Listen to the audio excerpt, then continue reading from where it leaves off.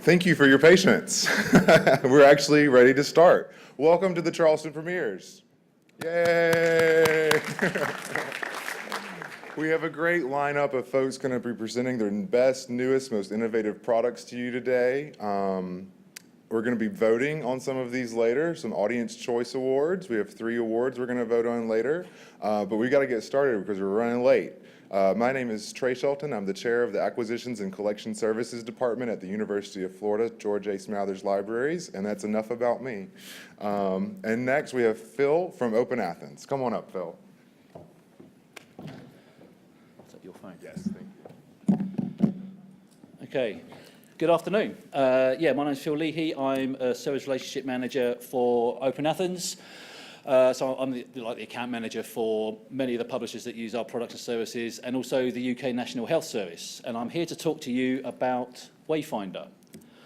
So, firstly, is this a product pitch? Yes, absolutely it is. Is it a sales pitch? No, it's not. Well, how is that? Well, this is because we are giving away Wayfinder. EduServe, of which OpenAthens is a part, has been a not-for-profit organisation for the best part of 20 years. And we have developed Wayfinder in order to meet a specific need, and we have decided to give it away to anybody who wants to use it. So, what's the problem we're trying to solve? Well, publisher login pages, they serve several audiences. If you rock up to any publisher's front page, click on login, it's probably going to be subject to IP recognition initially, and then there'll be options potentially for pay-per-view, logging in with the publisher's own usernames and passwords or what have you, and also federated access, and that's the part that we are concentrating on. Because federated access requires users to find their way home. By design, users are required to log in at their home organisation so they can assert their affiliation, get sent back to the publisher's website, with an organisational identifier in the background, so the publisher can then display the content that organisation is subscribing to. But there are multiple stakeholders that manage and build a publisher's login page. Developers, product managers and marketing, not only might they not have complementary interests, they might even have competing interests. Which is why, one reason why RA21 is a thing these days, and why you do see so much variation in the way that different publishers handle this stuff. But the customers and the users are also have stakeholders in the publisher's login page, but their voice is rarely heard, and yet they are the biggest users of it at all. So we are left with a situation where each content platform has their own unique login experiences reflecting the branding of that organisation, and it's commonly acknowledged that the confusing set of options that are presented to users will often leave many for them to abandon the whole login process, even when they have legitimate access to the content they're trying to hit, and they'll try something like Sci-Hub instead, or if I'm asked to log in, or indeed fill out first-time registration form as well. These are all barriers to usage. So, this is what Wayfinder looks like. So Karga are already using it on their production site. All the elements you see here are built using metadata, using existing metadata, either from the publisher or the institution. So logo and company name, that's all from existing metadata. The first thing user will see is a prompt to let the browser detect location. So that will respect the user's existing choice. If they've already declined that, then they won't even see this choice, but some users might want to use location awareness, especially if they're traveling internationally. Or if they're not traveling internationally, I should say. So if they decline that, then and they, for example, they begin to search. There are a number of ways they can search. They can search on the organisation name. They can search on the organisation email address. Again, these are elements. They're often called WAIF hints, where are you from hints, that organisations can record in their metadata so that an institution can register local hints that they know their users will recognise. The branding, the organisation name and the logos, they also come from the institution's metadata entries. So I've randomly selected University College Dublin. So this is what their login page looks like. You can see it's carried forward the publisher's logo, so they've got consistency on the user journey. I don't have UCD credentials, so I didn't get any further than this. But on going back to the Karga login page and clicking on the login button, I should say, it's recalled the previous choice, University College Dublin. So if I am a Dublin user and I don't have multiple affiliations, that's automatically made the selection for me. If I do have multiple affiliations, then I can search for another, my second organisation. So to wrap up, the Wayfinder features include location aware, a modern type ahead search, it remembers the previous choices and it's dismissible. And in all cases, all the elements leverage an organisation's existing metadata, whether it's display names, geolocation. You can record your institution's geolocation coordinates in your federation metadata now. Logos and email domains. I heard an example earlier on, well, what if an institution email domain changes? Well, have both in the metadata until the old one expires. And it's not just for service providers. It's not just for publishers. OpenAthens is got a 5-year contract with Galileo, the Georgia Procurement Consortium, and they are using it on their portal. So wherever you are in Georgia, or whichever organisation you're affiliated with in Georgia, you can pick your institution. I'm wrapping up. Sorry, Trey. It's fine, it's fine. So yeah, organisational metadata, easy to implement, and an intuitive, responsive interface, and zero cost. We're not going to charge you a penny. And if you can just grab that just in time, those are the docs, and that will tell you how to implement it without needing any support from the OpenAthens Service Desk. Thank you very much. Yeah.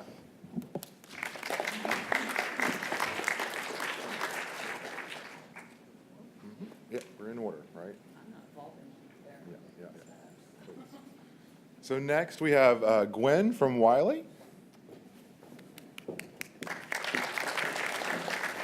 So just the arrows to advance? Yep, arrows or space bar. All right. And we're going to have time for questions after they all go, okay? All right, I'm Gwen Taylor. I'm the product expert and one of the co-developers of the Wiley Researcher Academy, which is an online and e-learning course that we've recently developed to teach researchers how to get their work published most efficiently and effectively. Just as one slide of background about it, researchers really kind of live and die by two things. One is, do they have a good research program that is coming up with interesting data and constitutes a fundable program? And second is, do they have a good publication record about that program?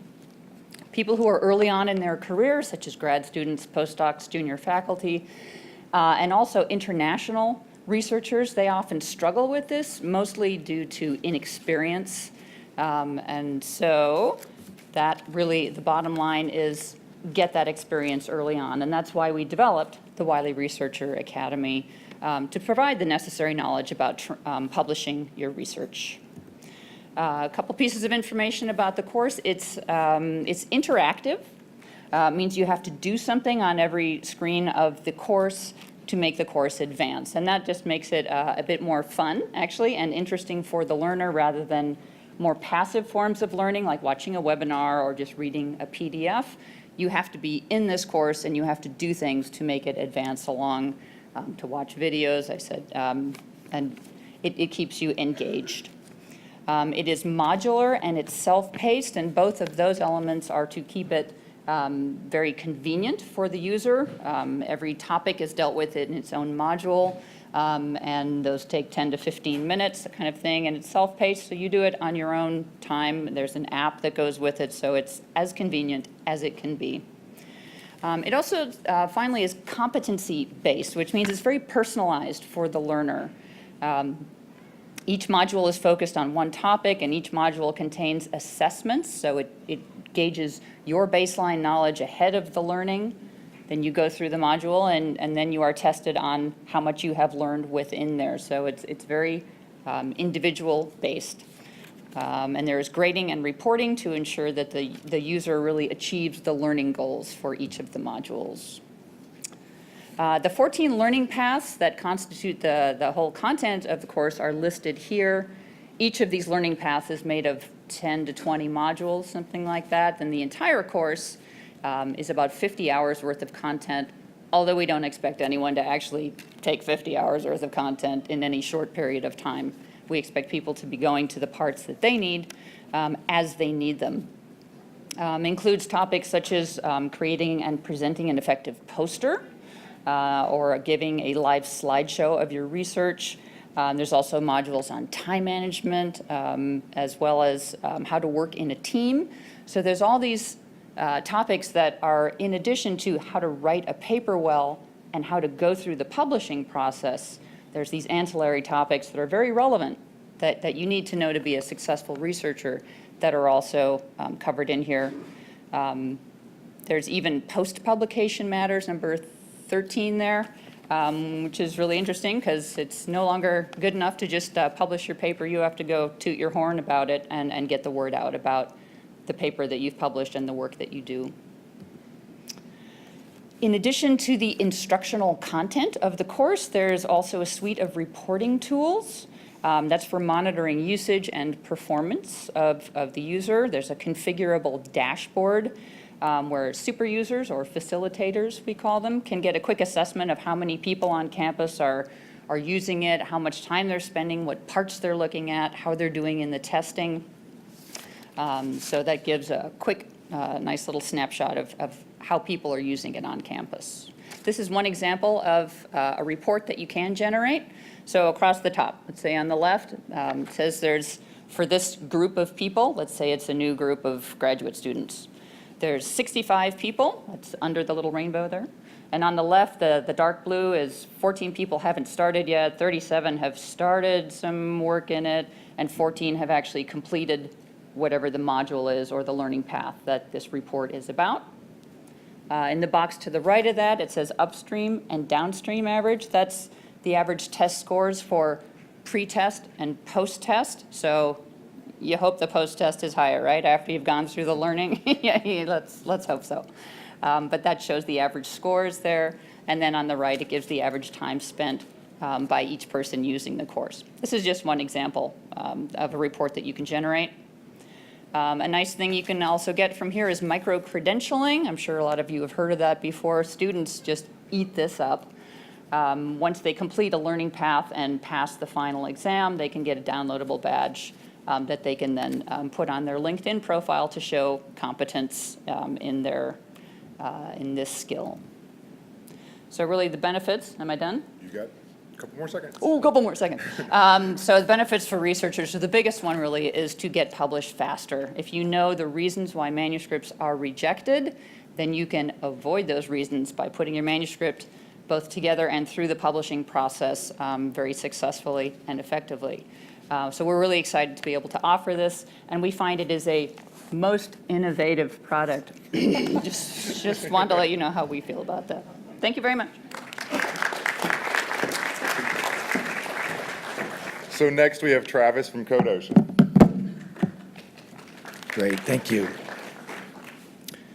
So my name is Travis Hewgley. I'm the Director of Institutional Partnerships at CodeOcean, and CodeOcean's story really starts with a Simon story. Simon is the founder of CodeOcean, and these slides are obviously not working. There we go, perfect. And Simon was a researcher on a team.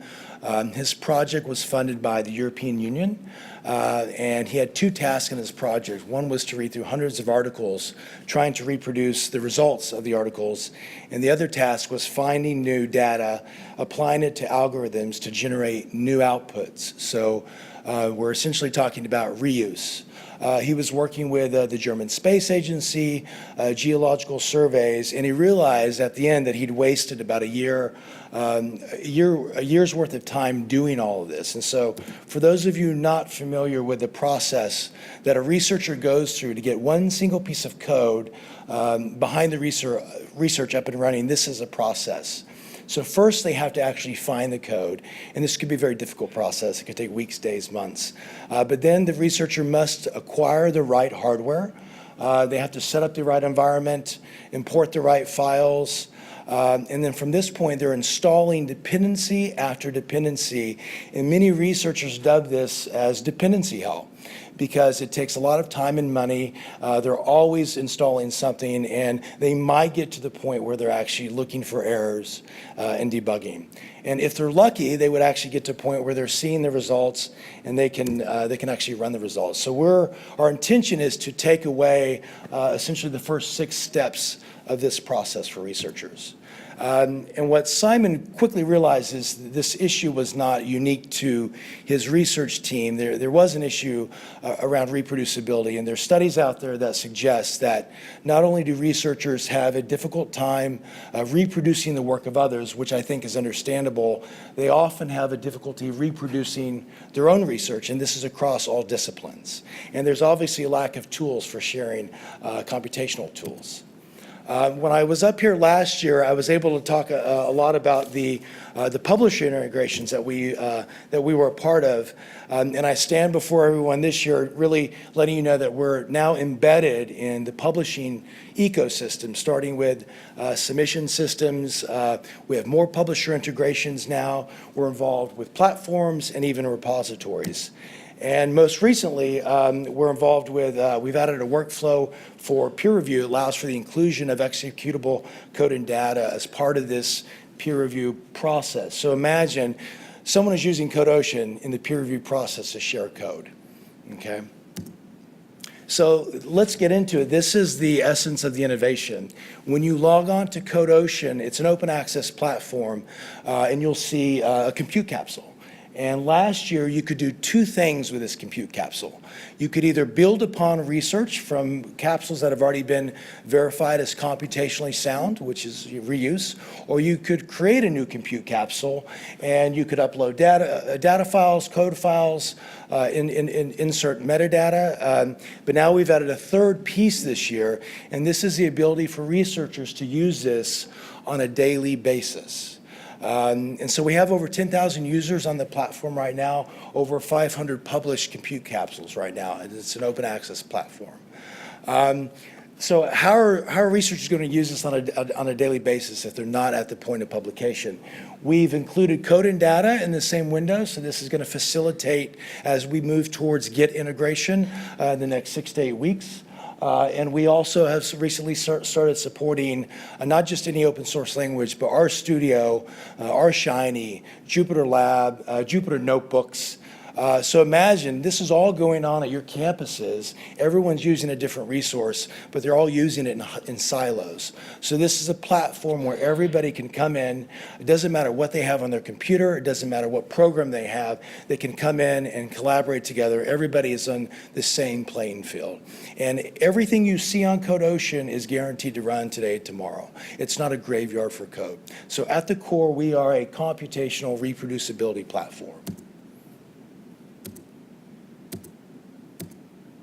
I've already mentioned some use cases, but I need to point out that we have a preservation policy and agreement with clocks.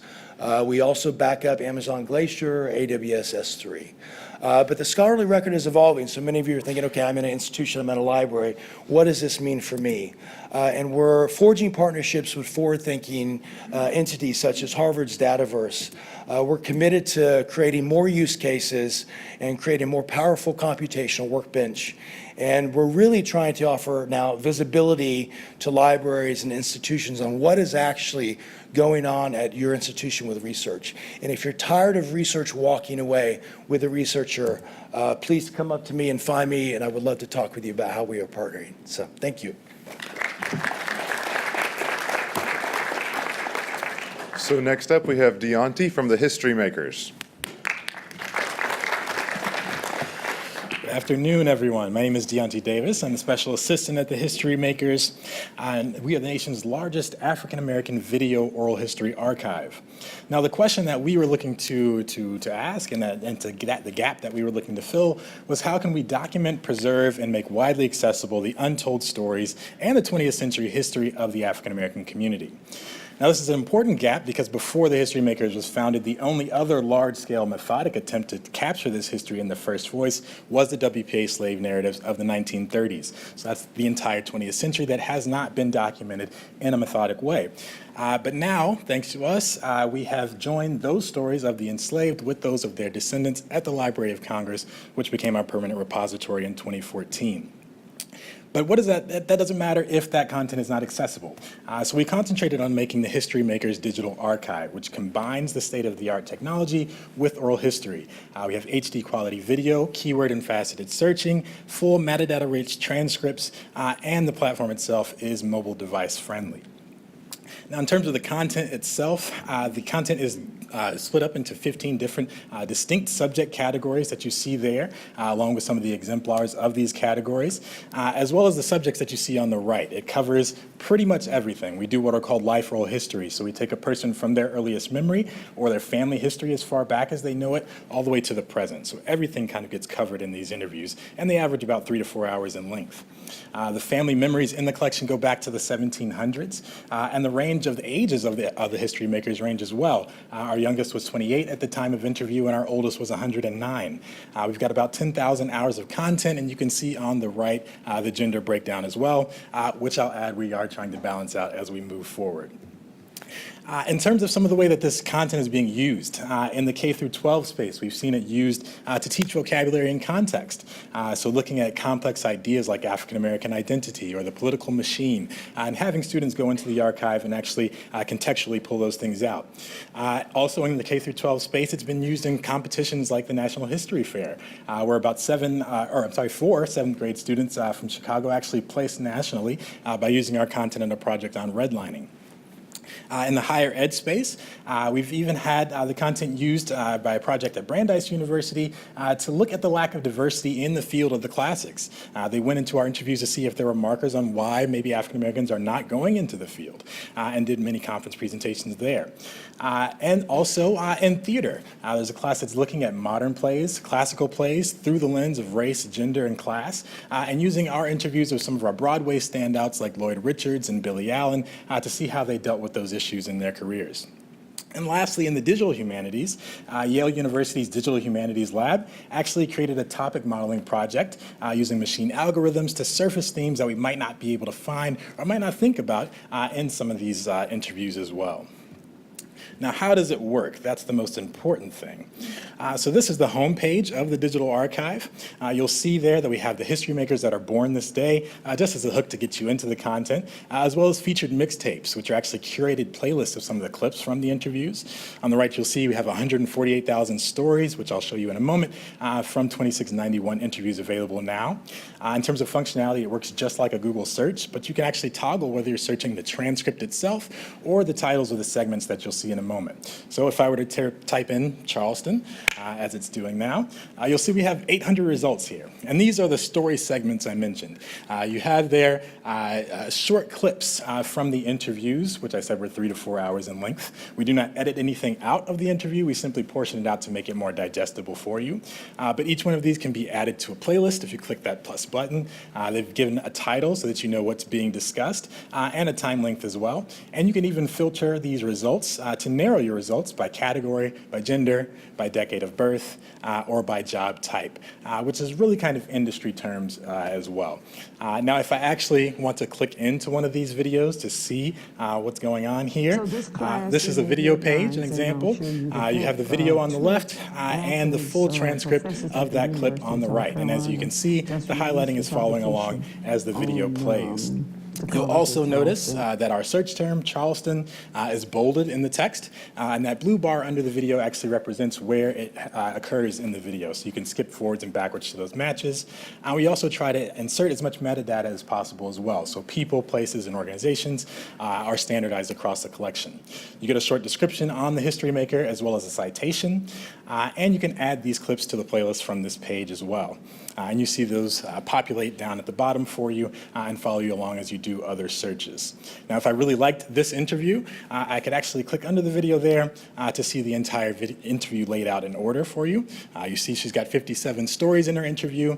We do give you an abstract for every 30 minutes of the video as well, so that you can get into the content and so that it's as granular as possible. Yeah, so there you see that. And there we go. The other thing I will show you is the maker directory. Here you see all the history makers laid out in order for you. You can filter how many you're looking at in a row, but that just lays out all the interviews for you in order by last name. And you can filter those results as well. So, sorry. Oh, okay. Oops. So if you have any questions, please, my email is there. I have materials for you as well. Thank you so much. I have to say, following along with the video as well as you did, I think that deserves an extra round of applause. So next we have Gina from Third Iron. Hi, my name's Gina McCue from Third Iron. I'm the sales manager for the company. And I want to talk about an innovative, impactful product that fills a gap in libraries. It's called LibKey, and, well, actually, I should have done something. And it's really a state-of-the-art linking technology that works with scholarly journals. So what our goal as a company was to quickly deliver users to content in a way that meets users' expectations. So LibKey is core in our LibKey discovery service, and it's also available in our journal engagement platform called Browsine. So the founders of Third Iron were actually thinking about ways in which they could create faster and better connections to connect users with content, but not really wanting to build another search-based discovery platform for journal content. So what they did was they looked at a mobile-centric platform that took all the best things of mobile but focused on journals in a way that hadn't been explored before. So what does that mean? Well, we went ahead and, I say we, but I'm new to Third Iron, but the idea was to strip away the complexities of the library systems to the search systems, the authentication, and to present the simplicity of browsing a print journal but have it in the digital age. So we present a journal with the table of contents so that users can serendipitously see an article alongside another article on a topic which is in a volume and an issue of a scholarly journal, the way in which the publisher intended it to be used. So LibKey itself is a new product we just launched. It lives within discovery platforms. It can live by itself as a standalone in your library, and it's built on a RESTful API, so that means it's going to integrate very easily in your other library systems. So, like someone mentioned Sci-Hub earlier today, so this innovation of Third Iron comes at a time when users' behaviors are being shaped by products like, well, not products, websites like Sci-Hub and ResearchGate. There's plugins to get illicit content and pirated content, and people are choosing that because it's easy. It's simple to click on that, copy and paste, and get it.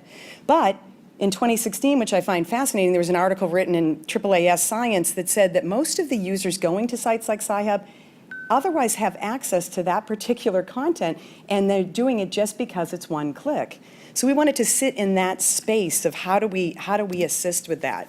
So I'll show you a little bit about what it looks like. So this might be familiar to many of you, or it's a discovery entry from Primo, and it says online access available, and students, so what I'm trying to get across, you as information professionals can do multiple clicks throughout the day. A novice user, once they're presented with multiple clicks, surveys show about 40 to 50% of the kids walk away, or faculty or adults walk away. So the typical path is click open a link resolving page showing this journal article in Taylor and Francis in the DOAJ. If you're in a Cal State system library, you have wonderful resources. You're going to have a page of maybe 5 or 6 different options for that title, or maybe more.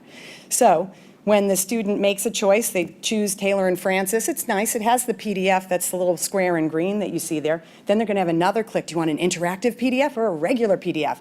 And then they'll select the particular title. That's okay for us who are used to using that. Now, where LibKey sits and how we fit into that spot is this is the LibKey way. We enhance the discovery records in your library. So when and I can tell you more about how we do that, but not in the 5 minutes. But we automatically update the records with things like direct access to the PDF. We give the cover image there. And so we enhance all of your library's records and ingest them and connect them into Primo, in this case. Other discovery platforms work as well. So one click, it says download PDF. Instead of just saying online access available, now we can do a one click to skipping the resolving page, skipping that option of having to select which title. We send it to the title that you want your users to go to.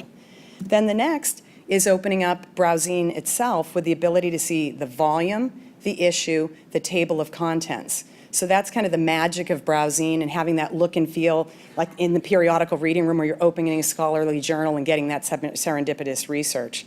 When we can get a student or a faculty member into that volume and issue in the table of contents, they'll do 8 more things on average in our platform. So once they get in, they don't just grab the PDF, they do a subject search, they look at an article that's related to that, and they get a deeper level of research.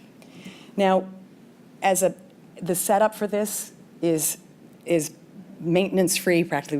We set you up. It's a turnkey solution in setting this up for your library, and it's a very simple solution of bringing in PDF, bringing in the ability to browse into the discovery record that solves a real library problem.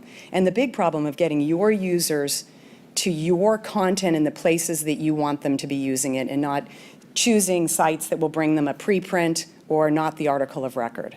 So I'd be happy to talk more about what we do and how we do it. And if you don't have time, you can also go to thirdiron.com and take a look at that.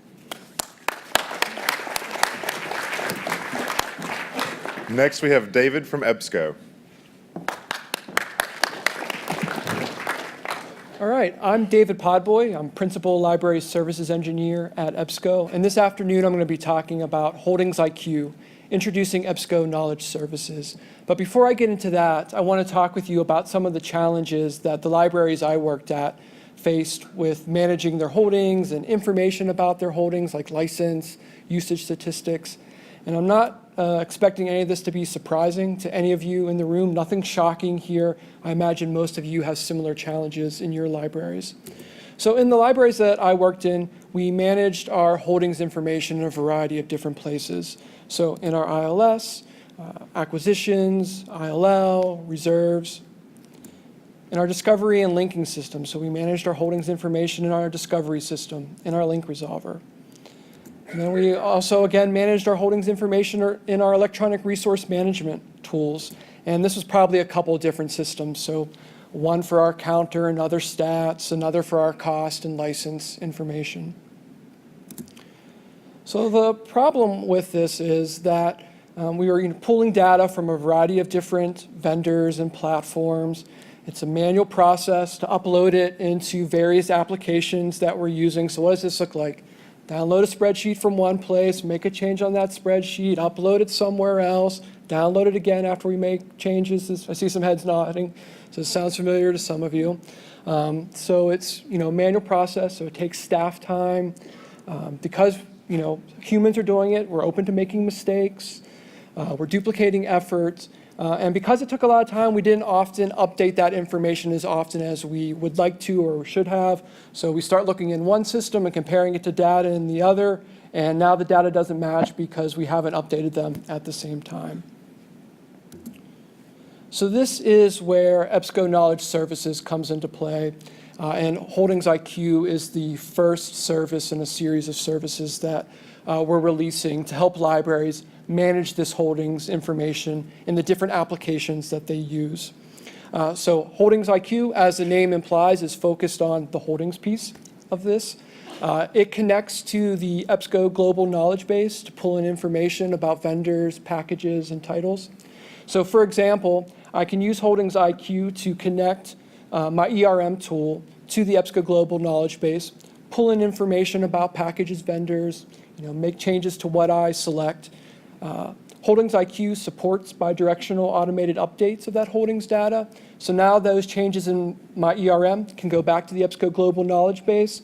And so when the next system, like my link resolver, needs that information using HoldingsIQ, it can pull those updates, those changes that I made in my ERM without someone having to manually upload another spreadsheet. So HoldingsIQ is pretty much brand new. It's just been out since September, so a little over a month. So this is the functionality that it currently supports. So around vendor package information, I can get a list of subscribed packages. I can search and retrieve title data and create a custom package. I can get information on proxies or have custom fields. And then if I need to get my data out and send it off somewhere, I can download that holdings in KBART. So EBSCO Knowledge Services will have a couple other components in the future. There's Resource IQ, which is focused on the e-resource management piece, so license terms, vendor contact information. Then Usage IQ, no surprise there, what that's focused on, usage data, counter data, cost per use information. And again, the goal with EBSCO Knowledge Services is really to centralize and share data across applications that are using this information. So working integrations with HoldingsIQ already include these applications and these systems. So for example, if you're using Innovative in the Innovative ERM, you can connect HoldingsIQ to that. So it can pull in information from the EBSCO global knowledge base about packages. I can make changes to what I subscribe to, push that back through HoldingsIQ to the knowledge base, and then my next system that needs to leverage that information can get that updated information right through HoldingsIQ. So in summary, EBSCO Knowledge Services, HoldingsIQ is really designed to help with those challenges that the libraries and other libraries face with managing their holdings information. So it's designed to save staff time, reduce those copying errors, and really enhance the existing systems and tools that you're already using. So thank you very much.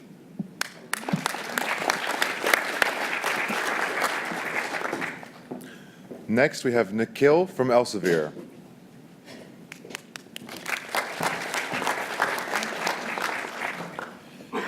Good afternoon, everyone. Today I'm going to be talking to you about Mendeley Data for Institutions, which is a product we recently built to help institutions manage the lifecycle of data within their institution. A prior presentation touched on this topic of reproducibility. My friend at CodeOcean here actually mentioned this specific study. This study's actually made its rounds, and I won't harp on it because I'm sure a lot of you have been exposed to it, but what it points out is that, yes, there is a challenge when it comes to reproducing a colleague's work in a scientific discipline. But another challenge is that an individual researcher also struggles to reproduce his own work. And what this might suggest is that preservation of one's own data and reusability of one's own data is not optimal. So what has happened to address this problem, which is an ongoing problem? Part of what has happened are these set of principles, which are called FAIR. Right? And many of you have probably heard of FAIR before. FAIR refers to data needing to be findable, accessible, interoperable, and reusable.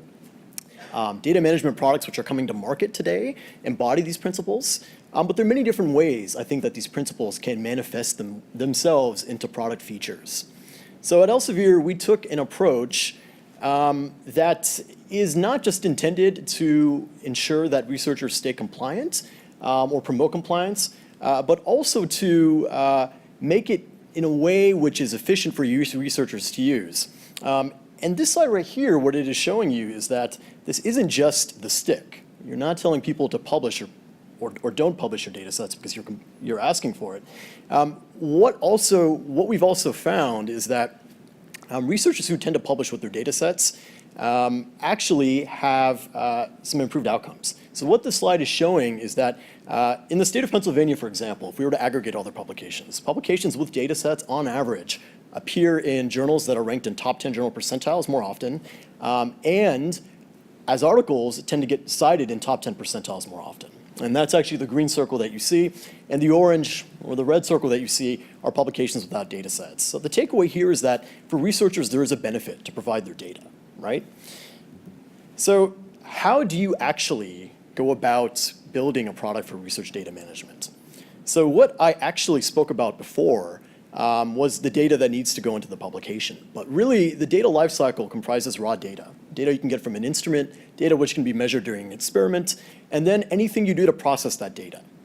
But the settings in the environment in which you're doing the experiment are also important. relying on prior existing protocols is also important. And then also, any analyses or scripts that you are using to do your science are also important. They need to be captured.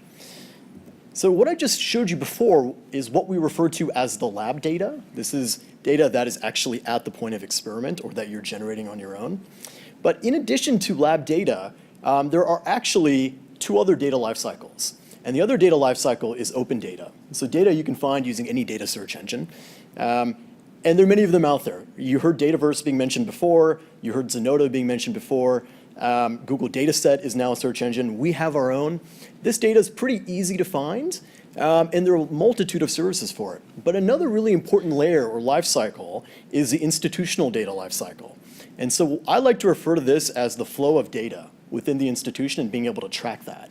So for an institution to say compliance is a priority for us, the question they might want to ask themselves is, where are we now? And if we're going to actually put in place a policy to be more compliant with funding mandates, how do we measure our progress along the way? So that's what this third layer is intended to appreciate. So being able to monitor, keep track of your progress, and benchmark your progress into the future as data sets are supplied with publications. So really, it's understanding the flow of data. So the other thing in building a research data management product, which is, I think, important to recognize, is that there is no one clear leader. It's certainly not us. There are a multitude of solutions. And in order to actually play, you've got to plug into the ecosystem. So we've done that. We've built our product to be open. We use an open API. And we need to use an open API. And I'll just give you a couple examples. So if researchers are concerned about long-term preservation of their data, we utilize a service called DANS, which provides dark archiving. That is done via an open API. In order to associate a publication with the data set, we need to use a Scolex linking service, which also utilizes an open API. Our product also mints DOIs. How are we going to mint a DOI without being able to integrate with DataCite? So these are just a couple examples of how you need to be open. And even in the future, if we want to build in an integration with machine-readable DMPs, which are a hot topic of discussion, you need to be able to integrate with the DMP tool, which is probably like the de facto DMP authoring tool. So what is the product? What are the benefits, and how are we delivering? So let's talk about the benefits, right? The benefits for researchers are, of course, saving time to preventing rework. This is all sort of going into the whole reproducibility aim of proper data management. Compliance is another thing, too. I talked about the stick. Sometimes people will adopt a set of behaviors because they're told to do so, right? Improving impact. So I showed you a slide from Pennsylvania, which actually shows that if you submit data sets with your publications, you as an author or as an institution tend to get cited more. There are also some benefits for institutions as well, and I'm happy to talk with anyone else more about that later on. The last comment I want to make is an institutional showcasing page that one of our partners worked with us on. This helps improve visibility, impact, and collaboration for those interested in your data capabilities as an institution. If anyone else is interested in chatting with me more about this, I'm happy to speak more. Thank you. Good job. Next, we have Jon from Pagemajik.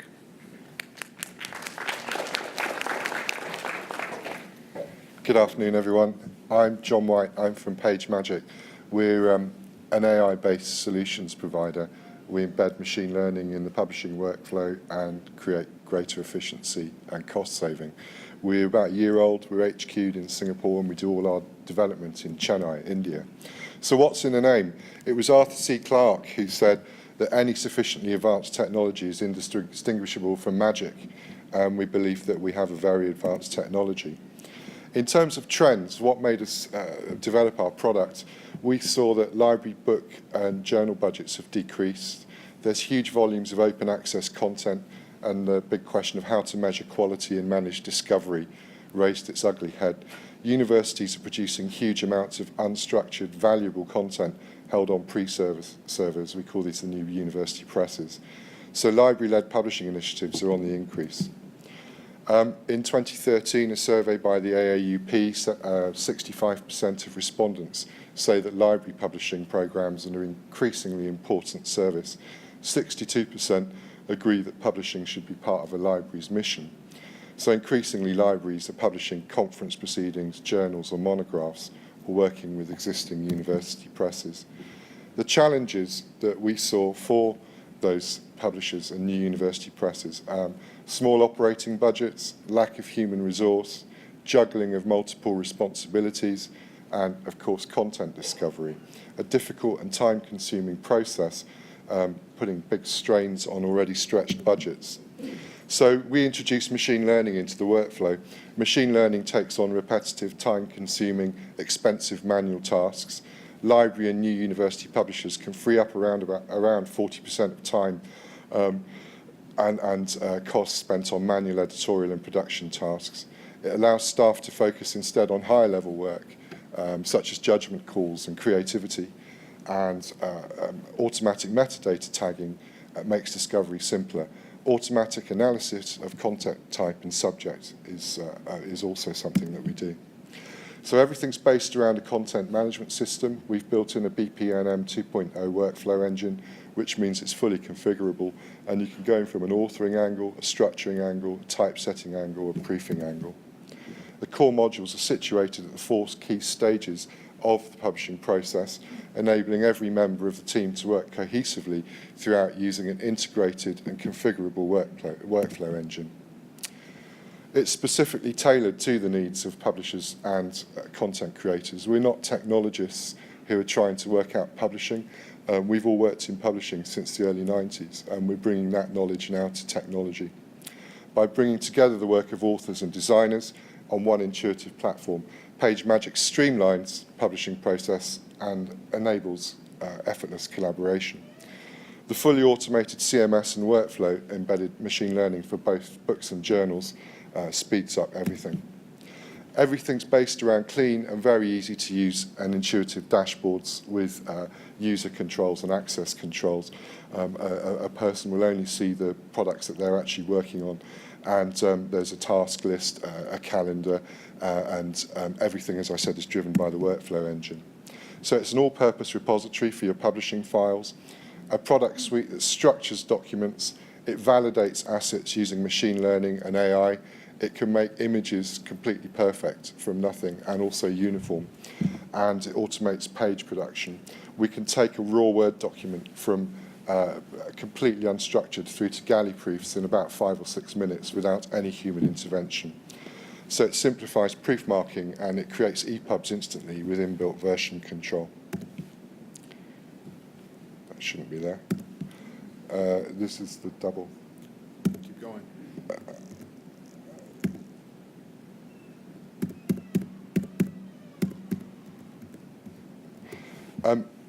Other dashboards that we have, we analyse all the content that comes in, and this is an example of content being automatically mapped against BIC and BSAC codes, which is a very, very lengthy process. And again, we've automated that to a 5-6 minute process. And then in terms of journal articles, we produce really a large array of metrics around an article once it's come in as a raw Word document. Again, a 5 or 6 minute process. All citations are checked. The spread of citations are displayed. The quality of the citations are actually looked at, and we come up with reliability scoring for articles and detailed journal article metrics from a raw, unstructured Word document. This scoring helps in terms of working out what should be sent to peer review and what shouldn't. You set a cut-off point, for example, at a score of maybe 60. Everything above that actually meets your criteria. Anything below that maybe needs to actually wait before being pushed through peer review. So in conclusion, machine learning embedded in the publishing workflow quickly leads to an increase in quality, consistency, and speed to publication. Machine learning embedded in the editorial workflow creates greater efficiency and cost saving and increases opportunity for publishers of all sizes. Thank you.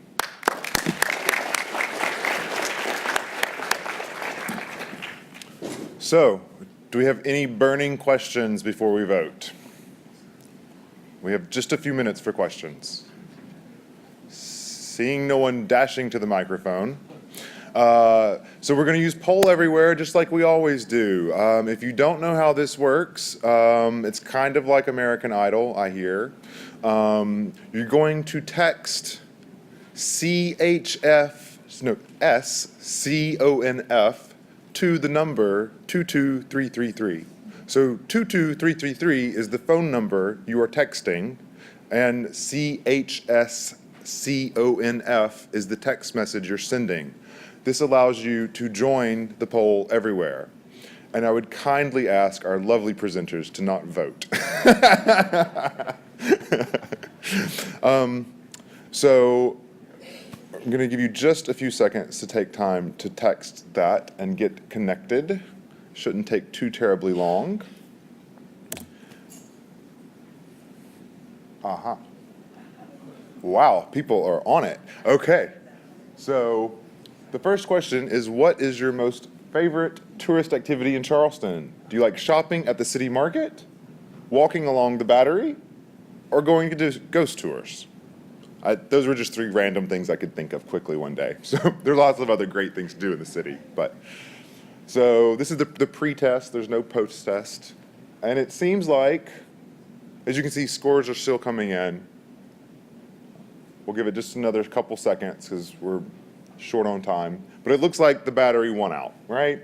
Okay, so that's great. So that's how this works. So we have 3. Wow, people are on top of it. This is awesome. So we have 3 categories today, and the first category is, what is the best design product or service you learned about tonight?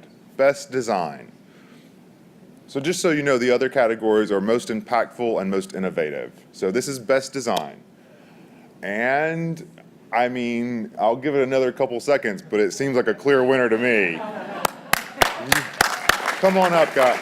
Come on, yay! That's awesome. Awesome, awesome. You can come up wherever you like. This is so I don't forget who wins what. All right. The next product, the category is most impactful. What product or service is going to have the most impact on the industry, your users, you perhaps? Most impactful. Oh, wow, wow. This is getting a little closer. I'm going to give it another couple seconds. I think we have another winner for the HistoryMakers. Wow. Wow, this is awesome. Okay, last one. Most innovative. Most innovative.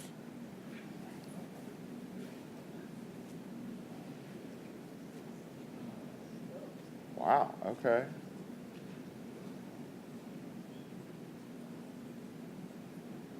I'll give it another couple seconds, but okay, John, come on up. Yeah, congratulations. This is 2 years in a row where we've had 2 companies win out of 3 products, so that, or categories. This is great. Well, we really want to give our winners another round of applause. Why don't we all stand up? Why don't we give all of our presenters a round of applause? I think they all did a great job. It's really hard to get up here and do everything in 5 minutes when you have some really awesome, complex, important products, and you only have 5 minutes to tell everybody about it. I want to thank everyone for coming. Tell all your vendor and publisher friends that they need to submit to the premieres next year so we can learn more about great products. And see you next year. Thank you.